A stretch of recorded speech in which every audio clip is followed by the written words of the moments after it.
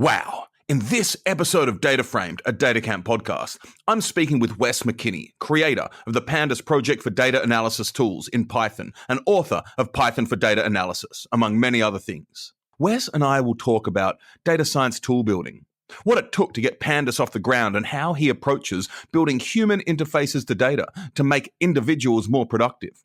On top of this, we'll talk about the future of data science tooling, including the Apache Aero project and how it can facilitate this future, the importance of DataFrames that are portable between programming languages, and building tools that facilitate data analysis work in the big data limit.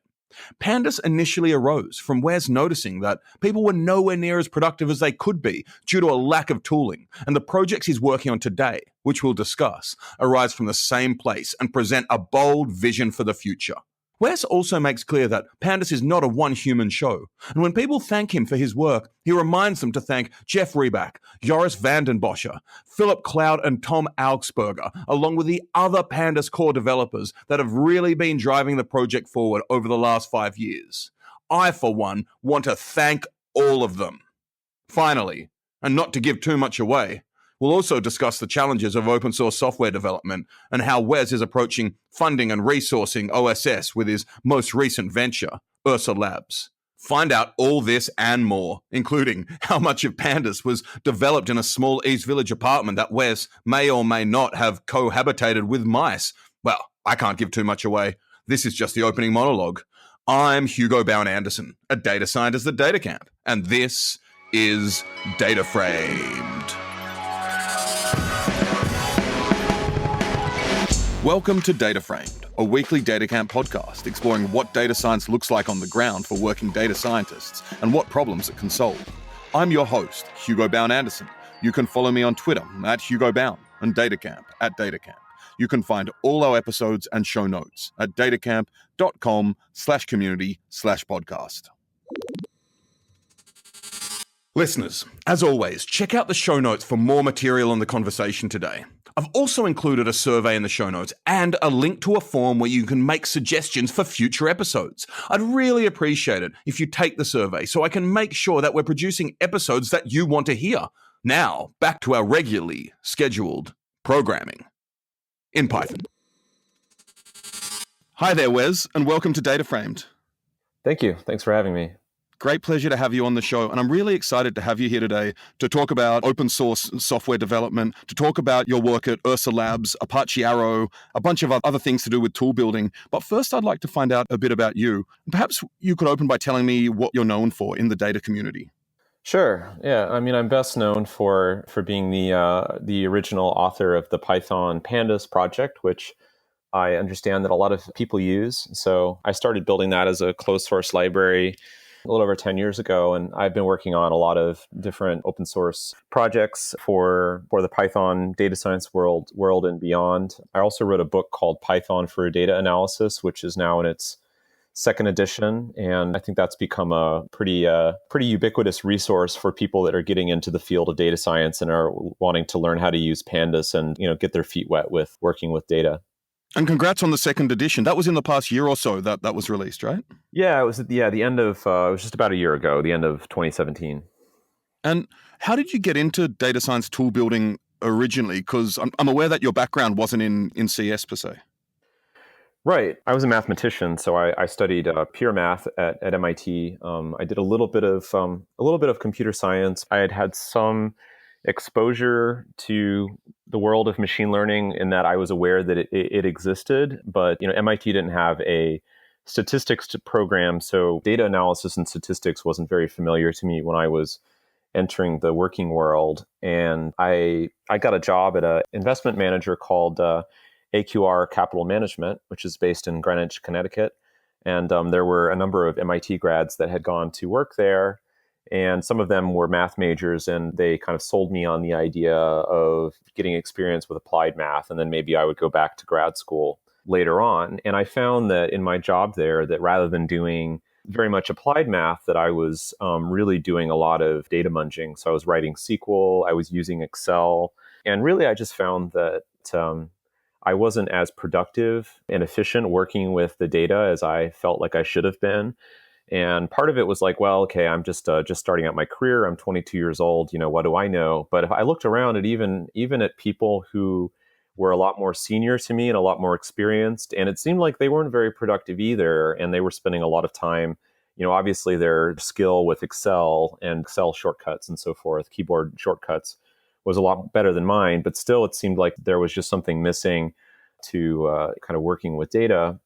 And I started to learn R at the end of 2007, beginning of 2008, and there were, at that point in time, the R ecosystem was a lot less mature, and it felt like an interesting language for valuable language for doing statistics and data analysis. But we also needed to kind of build software, and so I learned a little bit of Python and thought like, wow, this is a really easy to use programming language. I had done some Java programming and thought that I just wasn't very good at Java. And so I thought, man, I'm just not cut out for building software.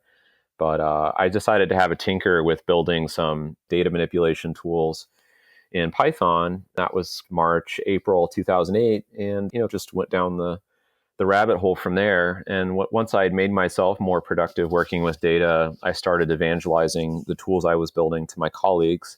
And, I kept pulling on one thread and ended up becoming more of a software engineer than a finance or math person. Yeah, there are a lot of interesting touch points there. For example, your background in pure math and that you're in Connecticut. I was working in pure math and ended up doing applied maths in a biology lab in New Haven, Connecticut, not in Greenwich. But at that point, I actually started dealing with data a lot as well. And that's when I started getting into data science also. It's also interesting that Pandas, when you first developed it, was closed source. But before we get there, you've spoken a bit to why you chose Python. Could you explain a bit more about what was attractive about Python then? Because of course, a lot of the attractive things for researchers and data scientists now about Python is the data science stack. Pandas, scikit-learn, NumPy, all of these things. So what made you really like it back in the day? Yeah, I mean, at that point of time, 2007, 2008, in terms of doing statistical computing, Python was not, let's think of it as a promising world that has not yet been terraformed.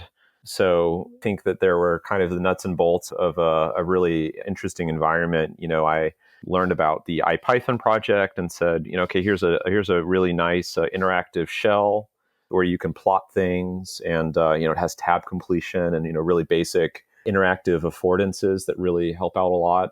You had the nuts and bolts of the of doing all of the analytical computing that you need to do for data manipulation. NumPy had its 1.0 release, I think, in 2006, and had become a mature project. And the scientific Python world was defragmenting itself after the NumArray numeric rift, which had persisted for several years. And Travis Oliphant had sort of worked to bring those communities together. But really, I think what attracted me to the language was the accessibility and the fact that it was really very suited for interactive and exploratory computing, that you could, you didn't have to set up an elaborate development environment, an IDE, to be able to get up and running, doing some really basic things. And so, having had experience with Java, I think one of the things that put me off about Java was the elaborateness of the environment that you need to really be productive. Like, you really need to set up an IDE, and there's all this tooling that you need to do. Whereas with Python, you could do some pretty complex things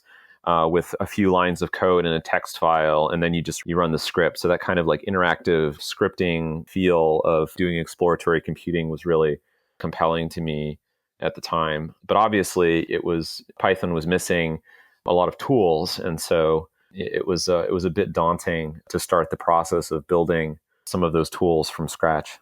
Yeah, and you mentioned IPython and NumPy and Travis, and I suppose, this is the time where John Hunter was working a lot on Matplotlib and working with Fernando to incorporate it with IPython. There was a lot of close collaboration. And I suppose this speaks to the idea of community as well. And did you find the scientific Python community something that was also attractive? Yeah, well, I didn't have much interaction with the community until much later. I think the first person... There's two people that I met from the Python community who are like my first point of contact with that world. So one person is Eric Jones, who is the founder of Nthought, which is the original like Python scientific computing company based in Austin, Texas. And they also run the SciPy conference. Yeah, so they run SciPy, and so Nthought was doing a lot of consulting work in New York City with financial firms that were getting big into Python during that era, like training and kind of custom development. And I got in touch with Eric sometime during 2009 and sort of gave him like kind of the very first external demo of Pandas. And this was right around the time that we were getting ready to publish the Pandas bits on PyPI and so forth, kind of the first open source version of the project. And then the second person I met was John Hunter himself from Matplotlib. I met him in Chicago in January 2010. At that point, I was looking around for like how to engage with the Python world, having, just open sourced Pandas. And because John was he worked for TradeLink and up until his death in 2012. But he was a quant there, having been a neuroscientist and kind of had been building Matplotlib for many years. He kind of took me under his wing as kind of he was my mentor for a couple of years and kind of helped me enter and get involved in the community. And so I definitely feel that I found it a very warm and kind of inviting community, very collaborative and collegial. And I think I was attracted to that, that feeling. It didn't seem like a lot of people competing with each other. It was really just a lot of pragmatic software developers looking to kind of build tools that were useful and to help each other succeed. Yeah, and you actually still get the sense of that when you go to SciPy in Austin, Texas, every July or every second year. You still get a strong sense of community and people just loving building the tools together. Yeah, totally. I mean, obviously the community has grown much bigger, and I think the ratio of project developers, people working on the open source projects to the users, that ratio has certainly changed a lot, in that there are a lot more users now than there are developers. I think the very first SciPy conference was probably the majority of people there were people who are the developers of open source projects. But still, I think it's a great community, and I think that's helping kind of continue to bring people into the ecosystem. Yeah, and I had Brian Granger on the podcast recently, and we discussed, as several people are discussing at the moment, that we're now kind of entering a phase transition from having individual users spread across orgs and spread across the globe of a lot of open source packages to actually having large scale institutional adoption, right? Yeah, for sure. And I'm wondering, in terms of Pandas starting off as a project, I'm under the impression it was started as a tool to be used in finance. Is that the case? Yeah, I mean, it was focused. So if you look, you can go back and download Pandas 0.1, which was published to PyPI in December 2009, and see what was in the library. And compared with now, the functionality was a lot more geared towards time series data and the kinds of problems that we were dealing with back at AQR. I wouldn't say that it necessarily is finance specific. It was very general data manipulation. It was a pretty small project back then.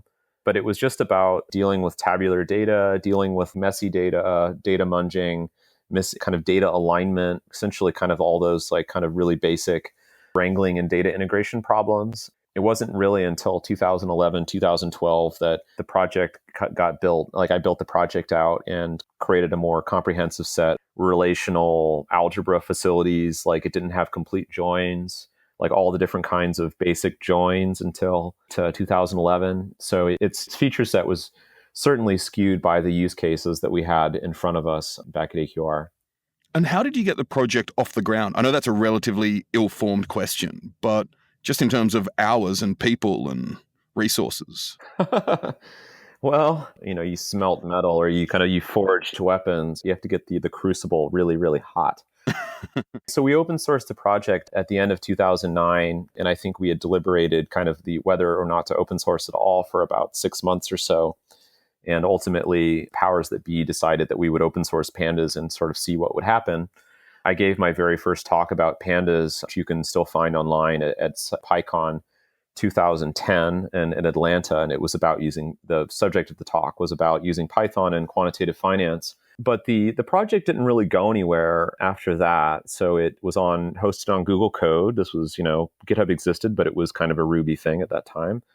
And I left AQR to go back to grad school. I went to Duke to start a PhD in statistical science, it's called there. And I continued to do a little bit of contract work developing Pandas for AQR. And I think the catalyst for me was in early 2011, I started to get contacted by more companies that were exploring using Python for data analysis use cases. And they had seen my talk at PyCon and were interested and getting my perspective on statistical computing. And I just had this feeling that the ecosystem was facing a sort of existential crisis about whether or not it was going to become truly relevant for doing statistics. And it was clear to me that Pandas was promising, but really had not reached a level of functional completeness or usefulness to be the foundation of a statistical computing ecosystem in Python. And so I guess I felt that feeling so strongly that I sort of had like an epiphany where it wasn't quite like, shouting eureka and jumping out of the bathtub, but I emailed my advisor and said, hey, I would like to take a year off from my PhD and go explore this Python programming stuff, and we'll see how it goes. And I had some money saved from my first job, and I moved back to New York into a tiny apartment in the East Village, which had mice and stuff. Really not the best place I've ever lived. But I, essentially was like, I'm just going to work full time on Pandas for a while and build it out and see what happens. And I think that's when, as soon as I started kind of socializing the functionality of Pandas and filling in feature gaps, implementing joins and fixing some of the internal issues. Of course, I created other internal problems, but there were definitely some design problems in the early versions of Pandas that got fixed in the summer of 2011. But as soon as Pandas could read CSV files pretty reliably and could do joins and a lot of the basic stuff that you need to be productive working with multiple data sets, I think that's when it started to catch people's eye toward the end of 2011 and start to take off the ground. So around the same time, I pitched the idea of a data analysis book in Python to O'Reilly, and they agreed to do a book, which, thinking back on it, was a bit risky because, who knows what would have become of Pandas. Was not at all not obviously going to be successful back in 2011. So they decided to take a bet. And so much so that, I asked them later why they didn't put a panda on the cover, but they said, well, we're saving the panda for something really big. And so it wasn't even clear then that Python and pandas and everything was going to be a popular thing. So it's important to kind of have that perspective.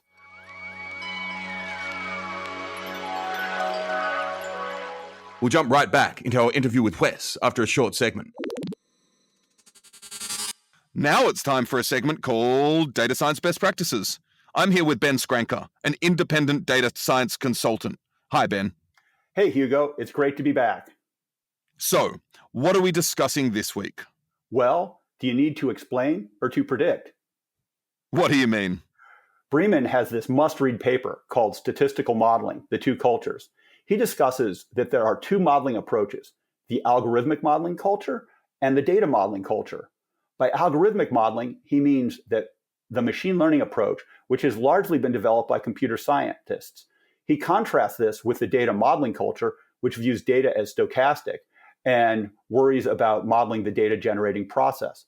Economists and statisticians tend to fall into the latter camp.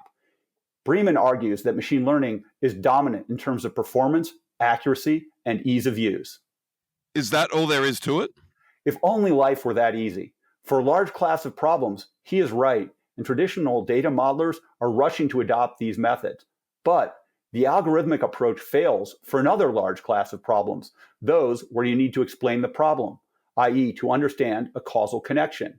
Galit Shmueli has done some great research in this regard. She points out that you need to choose your method and approach based on whether you want, quote, to explain or to predict. I see. So use machine learning to predict and statistics or econometrics to explain. That is pretty much the case. If your problems focus on prediction, then ML is the place to start and is incredibly powerful. Both shallow and deep learning models are producing incredible results for predictive and perceptual problems. But often we need to understand the drivers that affect a business problem. In this case, we must run an experiment or perform causal regression analysis to eliminate bias in our estimated effect sizes. So how do you know which to use? An experiment is the gold standard because of the magic of random assignment, but you may not be able to run an experiment. It could be too expensive, take too long, or be dangerous, such as something a human subjects committee would not allow. If you can't get experimental data, then you must use observational data and perform a causal regression analysis, which captures the key features of the data to eliminate bias. So tell me more about bias. We really need to talk about endogeneity in depth at some point. Endogeneity is all the different ways bad stuff can be hidden in your error term, which biases results, such as sample selection, omitted variable bias, simultaneity, and measurement error. For example, if you want to reduce churn, you need to build an explanatory model to determine how different levers affect churn. In this case, the data is censored because some customers remain customers past the end of our study. We never observe them churning. Consequently, we need to model the censoring process. Machine learning will have a difficult time learning how to compensate for censoring. A classical survival model has censoring baked into the hypothesis space and will almost surely work better. Finally, I should add that including endogenous features in a machine learning model can cause all kinds of problems. If you treat machine learning algorithms as black boxes, you may regret it. If your model needs to be retrained regularly, you may have this problem. And are there other benefits to the data modeling approach? Another huge benefit of the data modeling approach is that you can do inference, either frequent distribution. That means you can formally state hypotheses about which levers matter and then test how likely it is that the data supports your hypothesis. Thanks, Ben, for explaining why prediction isn't a silver bullet and why we also need models to explain our data.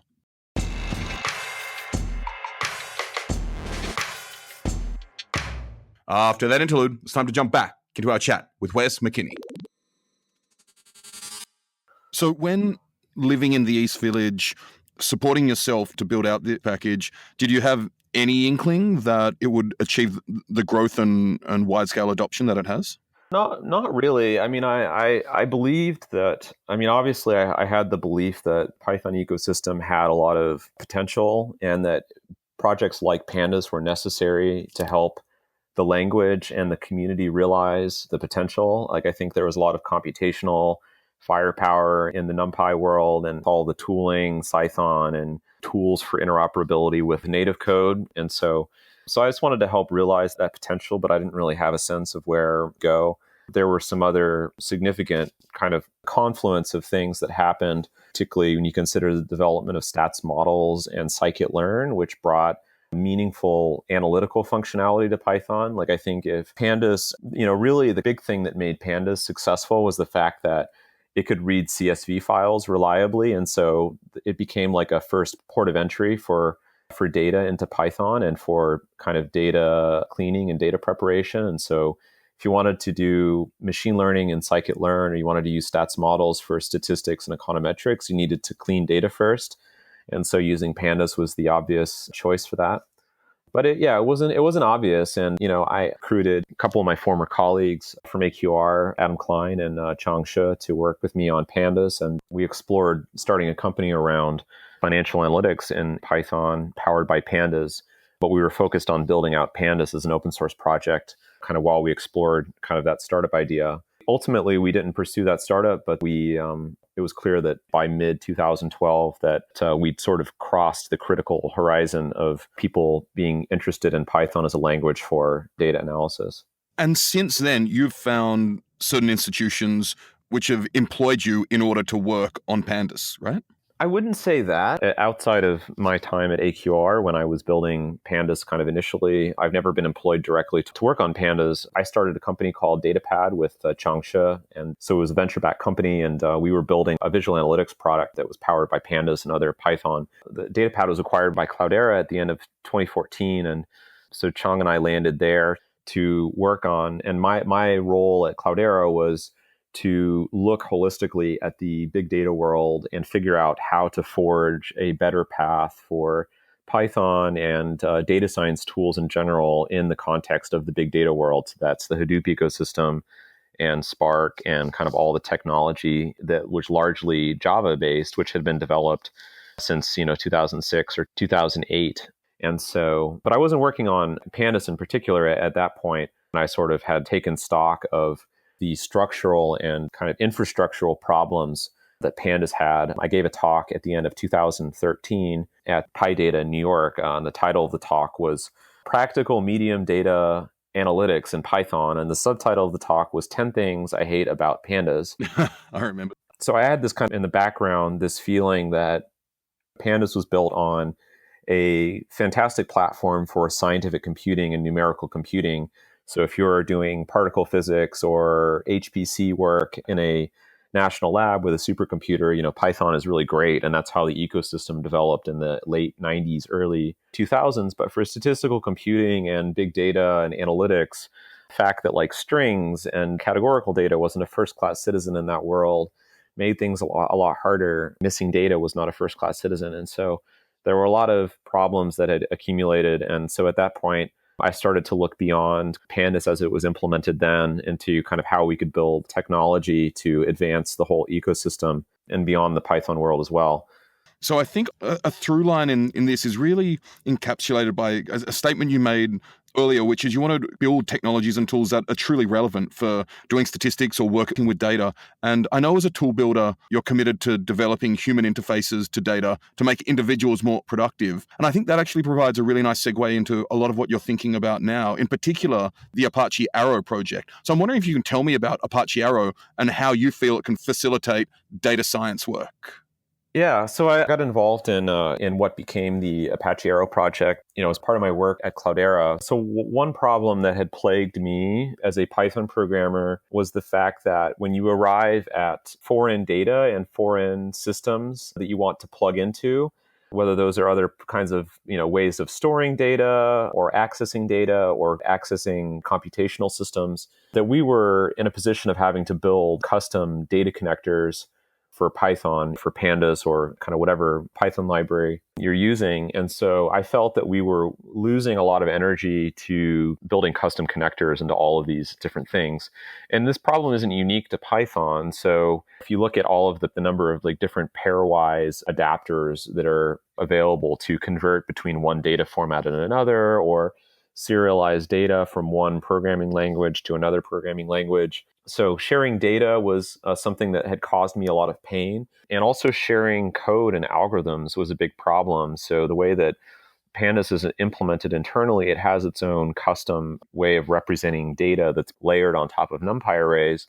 But we had to essentially re-implement all of our own algorithms and data access layers from scratch. We'd implemented our own CSV reader, our own interfaces to HDF5 files, our own interfaces to JSON data. We have pretty large libraries of code in Pandas for doing in-memory analytics, aggregating arrays, performing group by operations.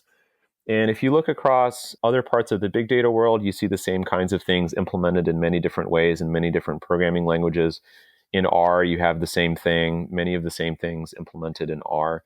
So I was kind of trying to make sense of all of that energy loss to sharing data and sharing code, and thinking about how I could help enable the data world to become a lot less fragmented, and people building systems, people like me who build tools for people, how to make people like me who are building tools a lot more productive and able to build better and more efficient data processing tools in the future. And so this was just kind of feelings that I had. And so I started to poke around Cloudera and see if other people felt the same way. And so I was working with folks on the Impala team, people like Marcel Kornacker, who started the Impala project, Todd Lipcon, who started the Apache Kudu project.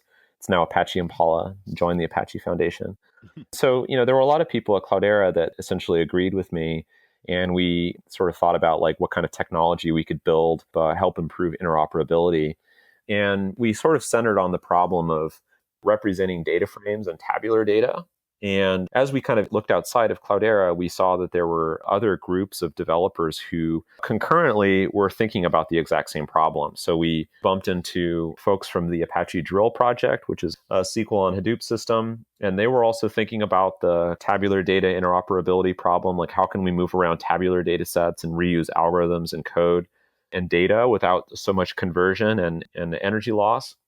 And so very quickly, we got 20, 25 people in the room representing 12 or 13 open source projects with a general consensus that we should build some technology to proverbially, tie the room together. That became Apache Aero, but it took all of 2015 to put the project together. Now, how is all this relevant to data science? Well, what the Aero project provides is a way of representing data in memory that is language agnostic and standardized and portable. So you can think of it as being like a language independent data frame. So if you create Aero-based data frames in Python, you can share them with any system, whether that's written in C or C++ or JavaScript or Java or Rust or Go, as long as they implement the arrow columnar format, they can interact with that data without having to convert it or serialize to some kind of intermediate representation like you usually have. So the goal of the project, in addition to providing high quality libraries for building data science tools and building databases, is also to improve the portability of code and data between languages. Outside of kind of the interoperability side of the project, there's also the goal within the walls of a particular data processing system to provide a platform of algorithms and tools for memory management and data access that can accelerate large-scale data processing. So we wanted the arrow columnar format to support working with much larger quantities of data, the single node scale, data that is particularly data that does not fit into memory. And I love this idea of, tying the room together, as you put it, because essentially it speaks to the idea of kind of breaking down the walls between all these silos that exist as well, right?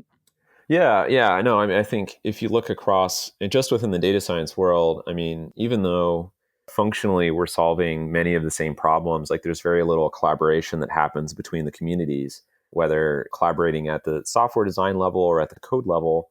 And as a result, people point fingers and accuse people of reinventing wheels or like not wanting to collaborate. But, really it's if your data is different in memory, there's just no basis for code sharing in most cases. And so the desire to create an open standard for DataFrames is just, if you want to share code, it's essential. You have to standardize the representation in RAM or on the GPU or essentially at the byte or the bit level, agreeing on what the data looks like once you load it off disk or once you parse it out of a CSV file is the basis of collaboration amongst multiple programming languages or amongst different data science languages that are ultimately based in C or C++.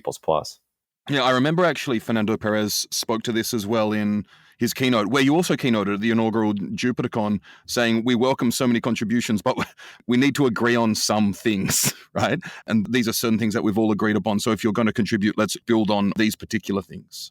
Right. Yeah. No, I think the Jupyter project certainly socialized this idea of open standards by developing the kernel protocol, providing a way. It's like, here's the abstract notion of like a computational notebook, and here's how, if you want to build a kernel, add a new language to the Jupyter ecosystem, here's how you do it.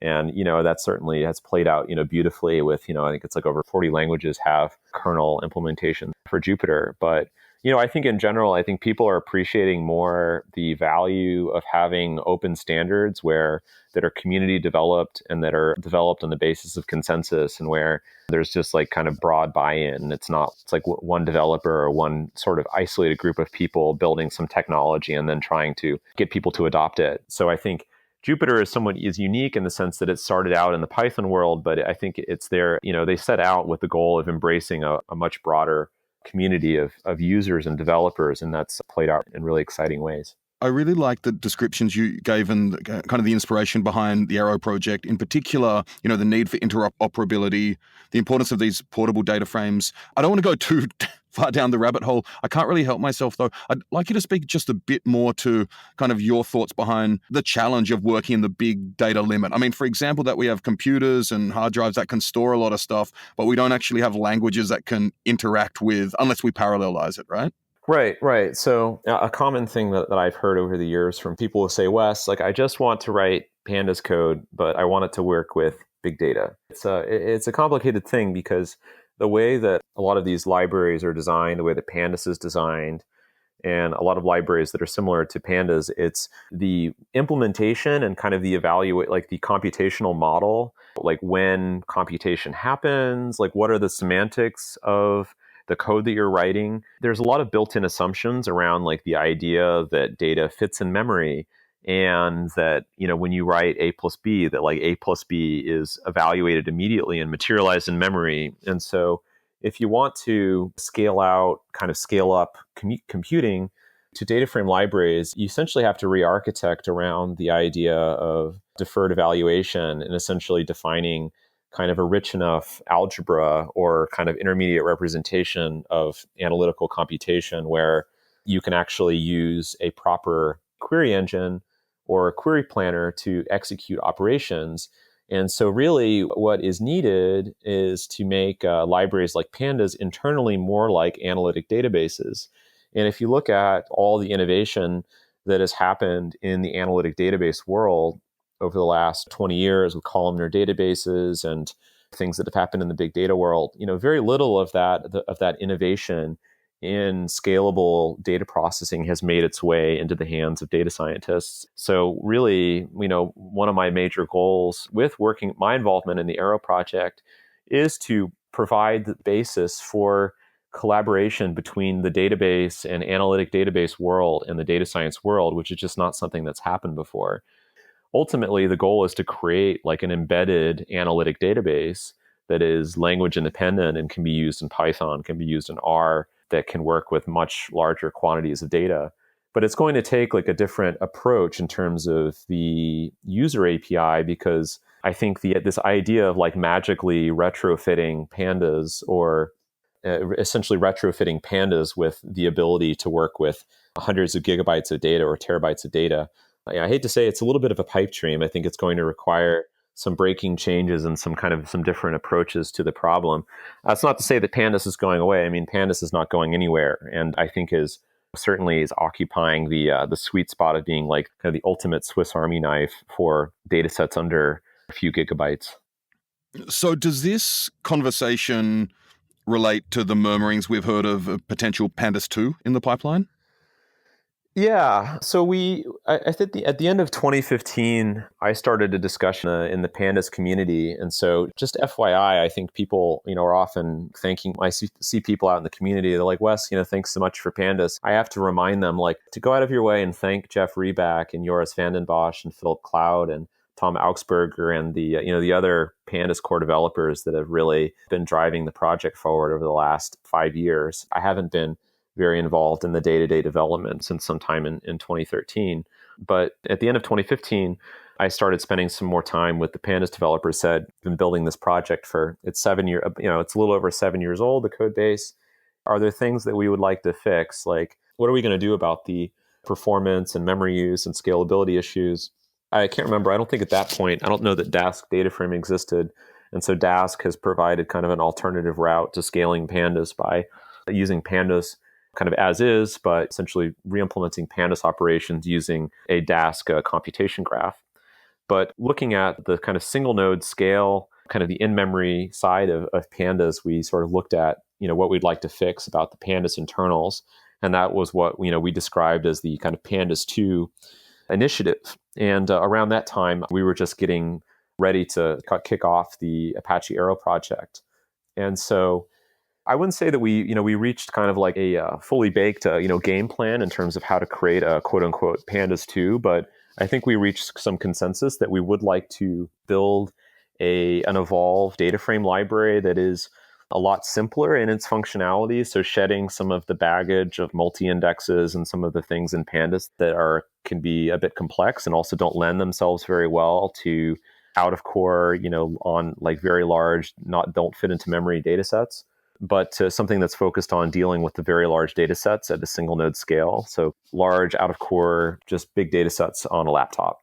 So we are working on that. And, I think the project itself is not going to be called Pandas 2, just to kind of not confuse people. I think the Pandas project we all got together, the Pandas team, we all got together in Austin over the summer. And this is one of the topics that, we're going to continue to grow and kind of innovate and evolve the current Pandas project, kind of not as it is right now. But my goal is to grow a parallel kind of a companion project, which is powered by the Apache Aero ecosystem and provides a Pandas-like user experience in terms of usability and functionality, but is really focused on kind of powering through very large on-disk data sets.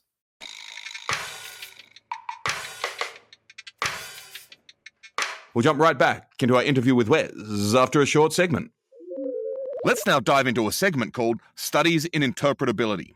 I'm here with Patter Coyle, machine learning engineer and one of the core developers of the open source statistical modeling platform PyMC3. Great to have you on the show, Patter. Thanks for having me, Hugo. So we're here to talk about interpretability in building machine learning models and in data science more generally. Interpretability is telling you why a model makes certain decisions, and this is important, but it's more important in some areas than others, right? I mean, it'll be more important in insurance and healthcare, for example, than in ad tech, a space that you've worked in. Yes, Hugo. It's fair to say that interpretability matters less in ad tech.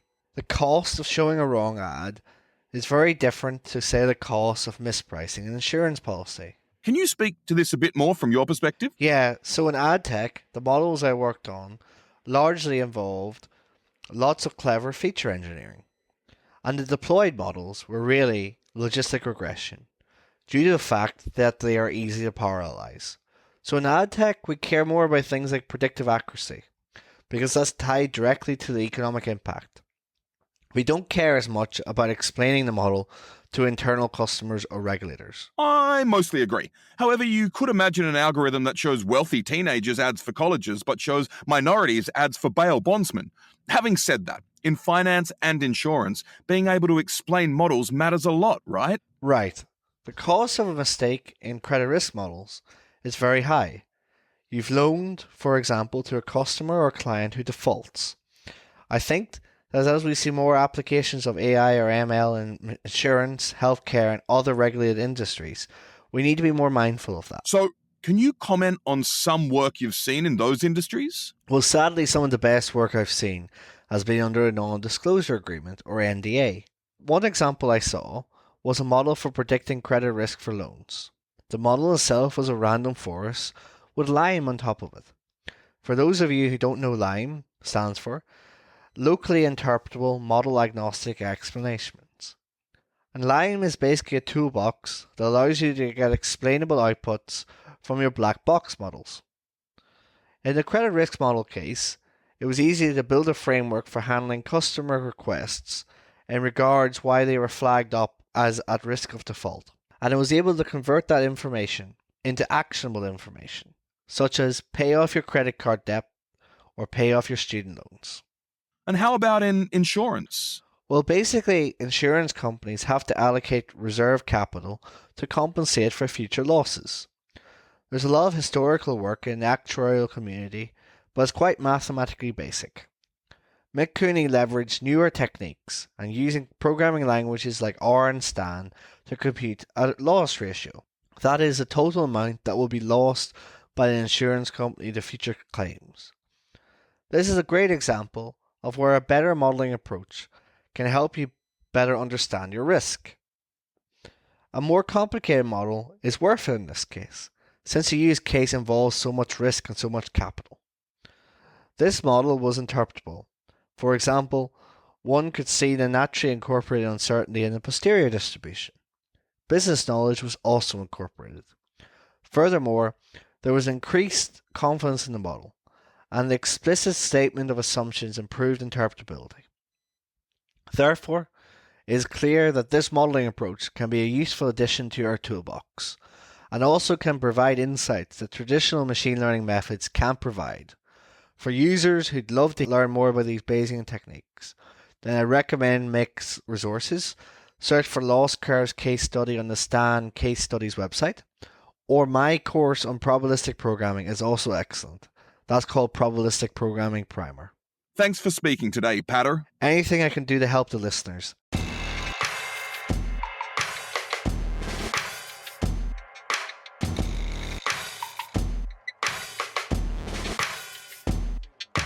Time to get straight back into our chat with Wes McKinney. I'd like to step back a bit and think about open source software development in general. I suppose, spoiler alert, where I want this to go is to talk about one of your latest ventures, Ursa Labs. But I'm wondering, in your mind, what the biggest challenges for open source software development are at this point in time.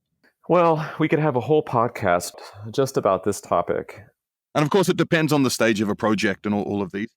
The way that I frame the problem when I talk to people is that I think open source projects face funding and sustainability problems of different kinds depending on the stage of the project. So I think in the early stages of projects, when you're building something new or you're essentially solving a known problem in a different way, it can be hard to get support from other developers or financial support to sponsor individuals to work on the project because it's hard to build consensus around something new, and there might be like even competing approaches to the same problem. And so if we're talking about the kind of funding that can support full-time software developers, it can be a lot of money. And so committing a lot of money to support a risky venture into kind of building a new open source project, which may or may not become successful, can be a tough pill to swallow for a potential financial backer. Later on, as projects become wider adopted, they start becoming particularly projects that are foundational,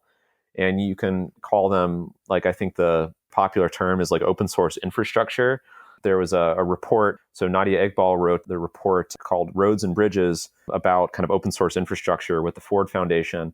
And sort of is about this idea of like thinking about open source software as like a public good, roads and bridges and like public infrastructure that everyone uses. And, with public infrastructure, it's great because it's supported by tax dollars, but we don't exactly have a open source tax. I mean, I could get behind one, but we don't have that same kind of mentality around funding critical open source infrastructure.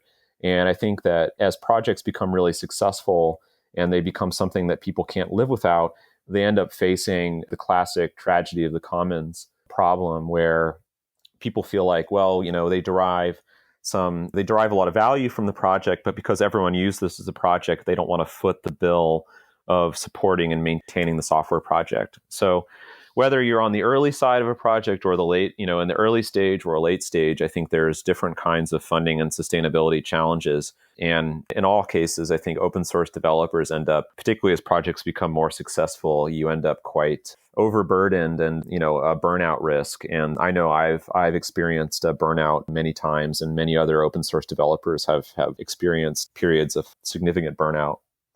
So what can listeners who are, working or aspiring data scientists or data analysts in organizations or C-level people within organizations do for the open source? What would you like to see them do more for the open source? Well, I think users and other folks can help with. So as people like me, I guess I've recently been kind of, working on putting myself in a situation where I am able to raise money and put to work money that is donated for direct open source development.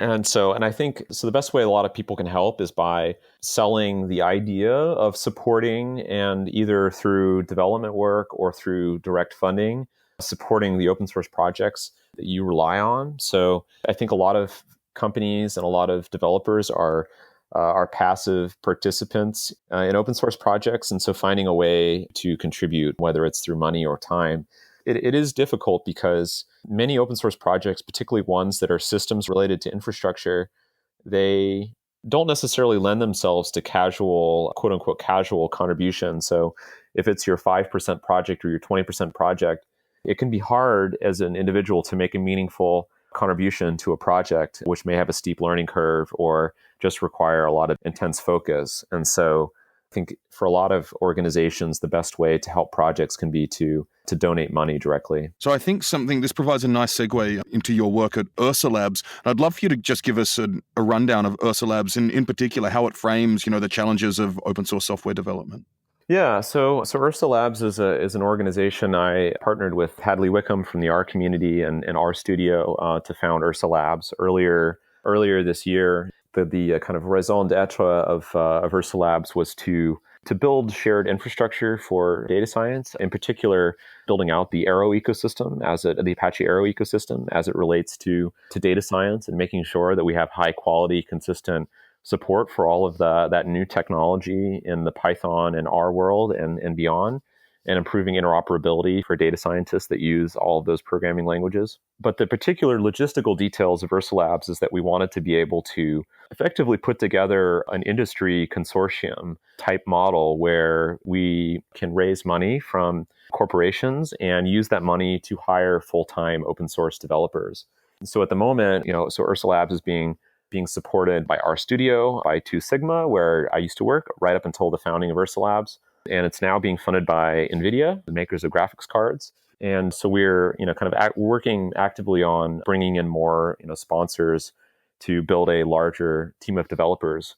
And I think it's really confronting that challenge that I think for an engineer at a company as a part-time contributor to an open source project, may not be as effective or nearly as effective as a full-time developer. And so I want to make sure I'm able to build an organization that is full of outstanding engineers who are working full-time on open source software, and making sure that we are able to do that in a scalable and sustainable way, and is kind of organized for the benefit of the open source data science world. So anyway, and having been through the consulting path and the startup path and working for single companies, I think a consortium type model where it's being funded by multiple organizations, and where we are not building a product of some kind. It's kind of a new model for doing open source development, but one that I'm excited to pursue and see things go. Yeah, I think it's really exciting as well, because it does approach a lot of the different challenges. One in particular, it's a trope. It's a common problem, right, of developers being employed by organizations and being given a certain amount of time to work on open source software development, but that time being eaten away because of different incentives within organization, essentially. Yeah, I mean, I think there have been a ton of contributions to Pandas and to Apache Aero from developers that work at corporations, and those contributions mean a lot. So definitely still looking for companies to collaborate on the roadmap and to work together to build kind of new computational infrastructure for data science. I think it's tough when, a developer might show up and be spending a lot of time for a month or two, and then based on their priorities within the company where they work, they might disappear for 6 months. And that's just the nature of things. I think the kinds of developers that make big contributions to open source can often be more senior, or like going to be very important developers in their respective organizations. And so frequently get kind of called in to kind of prioritize closed source or internal projects. That's just kind of the ebb and flow of corporate environment. So I've got a relatively general question for you. What does the future of data science tooling look like to you? Well, speculative, of course, but, I think by spending my time on the Aero project, my objective and what I would like to see happen in data science tooling is a defragmenting of data and code. So to have increased standardization and adoption of open standards like the Aero columnar format, storage formats like Parquet and Oracle, protocols for messaging like gRPC. So I think that in the future, I believe that things will be a lot more standardized and a lot less fragmented. Kind of a slightly crazy idea. I don't know how crazy it is, but I think also in the future that programming languages are going to diminish in importance relative to data itself and common computational libraries.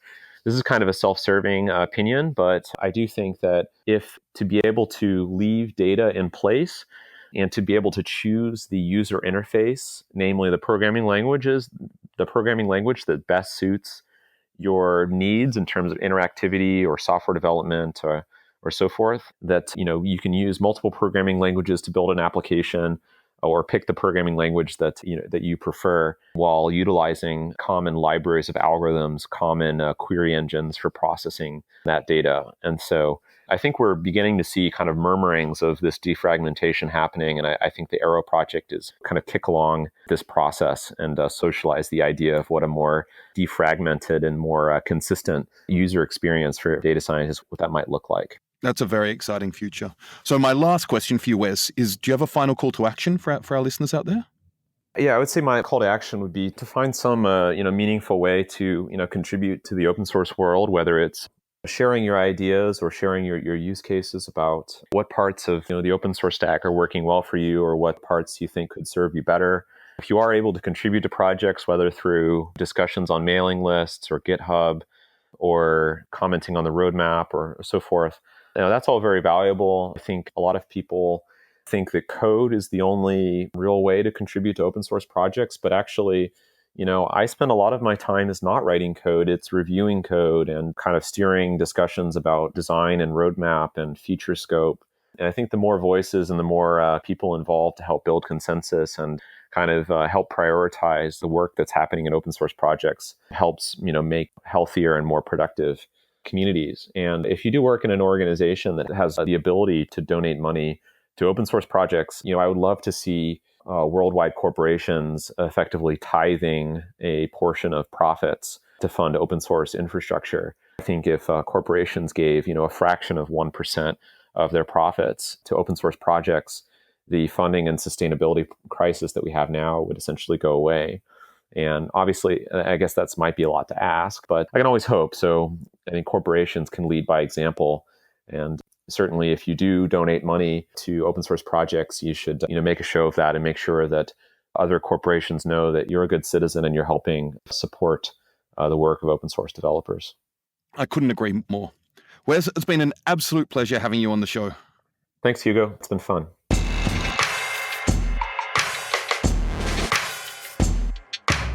Thanks for joining our conversation with Wes about Pandas, data analysis tooling in general, the future of data science, and the challenges of open source software development. Wes stated that he thinks in the future that programming languages are going to diminish in importance relative to data itself and common computational libraries. And his work on Apache Aero is central to this vision. The concept of portable data structures that are accessible from a variety of programming languages and that can leverage the vast computational power we now have to work in the limit of at least hundreds of gigabytes. Many popular data science tools, such as Pandas in general, do not effectively leverage modern hardware. One of Ursa Labs' goals is to empower and accelerate the work of data scientists through more efficient and scalable in-memory computing. We also discussed Ursa Labs, which I am so excited about, and how the model of open source software development here is to effectively put together an industry consortium type model where they can raise money from corporations and use that money to hire full-time open source developers. Also, get ready for next week's episode, our 2018 Season 1 finale, a conversation with Kathy O'Neill, data scientist, investigative journalist, consultant, algorithmic auditor, and the author of the critically acclaimed book, Weapons of Math Destruction. Kathy and I will discuss the ingredients that make up weapons of math destruction, which are algorithms and models that are important in society, secret, and harmful, from models that decide whether you keep your job, a credit card, or insurance, or algorithms that decide how we're policed, sentenced to prison, or given parole. Kathy and I will be discussing the current lack of fairness in artificial intelligence, how societal biases are perpetuated by algorithms, and how both transparency and auditability of algorithms will be necessary for a fairer future. What does this mean in practice?